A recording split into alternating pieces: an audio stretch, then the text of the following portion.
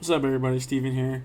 Today I'm going to be going over the deck that I got top four with in the 3v3 with my teammates Lex Wingate and a local player who's very young and has a bright future if he keeps playing Yu-Gi-Oh! He's very good, just doesn't really have access to the cards. And I saw that and I was like, instead of just getting like a really broken teammate for third, I would just you'd rather just play with somebody and get him better because I'm in player B and I can teach him how to play in a really more competitive environment than he's used to at Matt Hatter's House of Games. And I'm glad we did. It was real fun.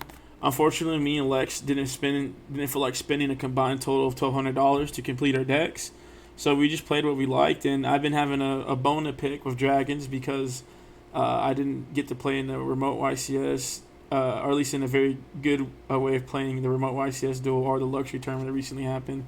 Ended up dropping after the round twos because there's really unfortunate stuff that their staff and just really poorly ran events. And so yeah, I just still wanted to play and just run it back a little bit with Dragons instead of just like dishing out a bunch of money to play what I thought would be the best deck. So yeah, without further ado, let's go into it. And also shout out to everybody who came out. I really love the support. We keep getting 25 people for 5 to 6 boxes given out for only $8 of entry for each person is really good. Without further ado, played three Tracer, one Recharger, one Rocket Synchro. That's it for the Rocket Monsters. Don't play anymore because Dragons right now out there playing it more, the new version.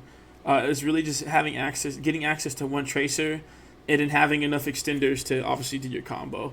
That's all that matters. No utility, weird utility with like Silver Rock or anything like that. Then the normal summon monsters, three Safer and three Baby Metal.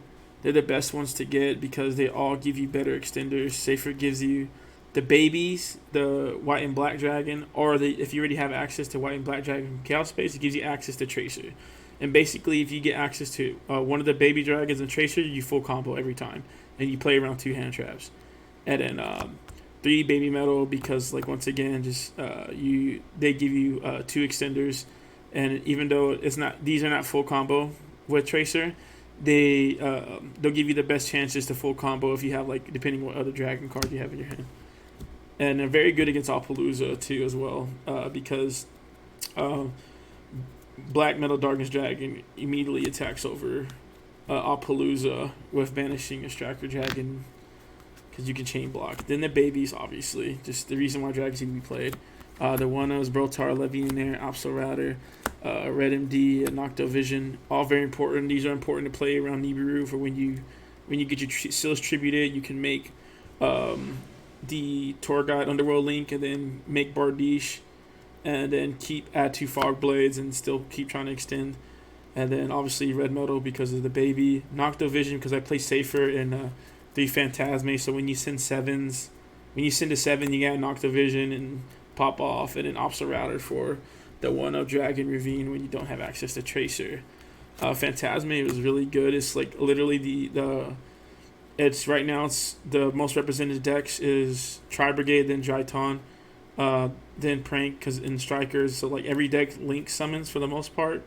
And like honestly, this is just like a really good against Tri Brigade and Sky Striker. And they're also a dragon, and they have so much synergy in this deck. And these cards overperform so much, honestly. Then 3 Gamma, and then 1 Driver, obviously, and then the other brick is Boots.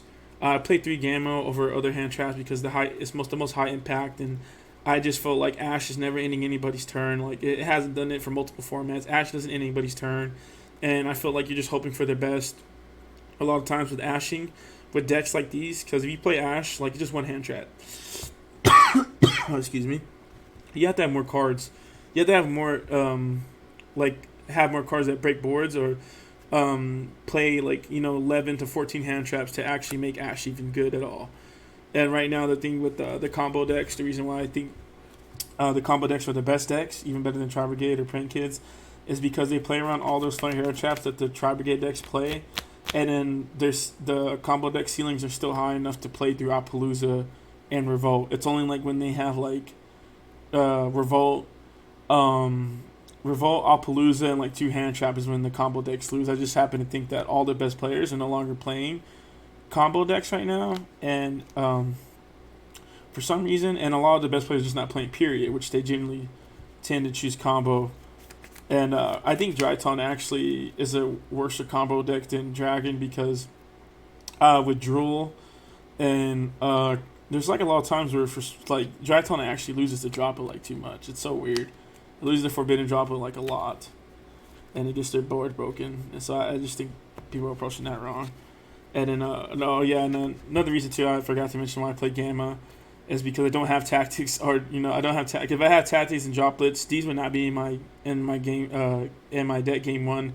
These would be in the side deck because the times when I was losing games because I had Gamma in my hand and they should have been tactics. Because if you get hand trapped once game one, you just droplet, look at and you either pick the best card or the second hand trap. Which most of the time Dragons play through second hand trap anyways, but depending on which high impact one they have, like Imperm is actually one of the best hand traps against Dragon because it hits Quaboro.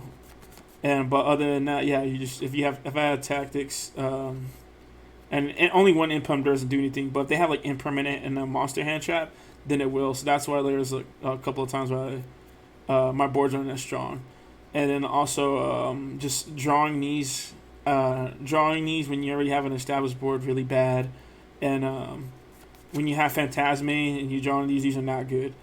And then obviously when dropping the triple tactics or droplet, while you Phantasmate is super strong because Tri Brigade or like Dryton, they don't make a crazy like straight crazy board to where droplets can't break it or something.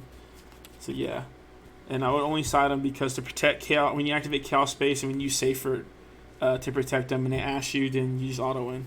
Then expels 3 World Legacy, 3 Chaos Space. 3 quick launch, just the extenders. Like I said, if you open up Tracer in a way to get the babies, you win. And these two do that.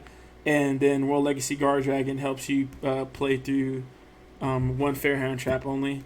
But you just need more extenders just in general than the field spells. 1 Boot Sector, 1 Ravine for the Absol Router when you don't have Tracer. Then the Cowby, which needs to be banned. Then 2 Fog Blades, so you don't lose to droplets or... you don't lose to Dark Ruler game 1s and in game 2s and 3s depending on if you're going first. Then for the extra deck, best card in the extra deck, Striker Dragon, Pitsy, Sills, Quaboro, Romulus, Dillingerous, Cypher Lambda for when you have the Gamma in hand. And if you activate Chaos Space and Safer and it resolves, then that usually obviously means they don't have Ash. And then that means the most likely thing is they have Nibiru. But honestly, after looking back, I'd probably cut this because this deck plays around Nibiru anyways with the Sills. Then we have Beat Cop because you have to have Beat Cop to send the Nibiru token. You have to play the Beat Cop in order to play through the hand traps. Then Needle Fiber. Sometimes you get awkwardly hand trapped to where you don't have access to you don't have access to full combo, so you have to use Needle Fiber to give you access to the little level 1 guy, quick or Synchron Dragon or whatever, Rocket Synchron, and then if you have the one other little dragon, you can put it here and make Pitsy and Charger Dragon go like this with their fingers, and then Bardiche because of the Fog Blades, and then Abomination and Broil Sword. Full combo that you end on is you end on 2 Fog Blades, Sills, and Savage, and Abomination. So one card pop on the field, 2 Fog Blade negates, and 1 Borrelor Savage, and 1 bounce. And you don't lose to Dark Ruler or Droplets because of the Fog Blades, because you can chain Fog Blade, put it on your Unchain Abomination, and then afterwards, when they summon a monster, you can attempt to activate Sills. Sills won't bounce, but you can summon Tracer, Tracer pop Fog Blade, then Abomination pop a card, and you still have a Fog Blade, which they use droplets. They're not going to have enough cards to keep playing after 1 Abomination and 1 Fog Blade. There's no deck that exists that can do that.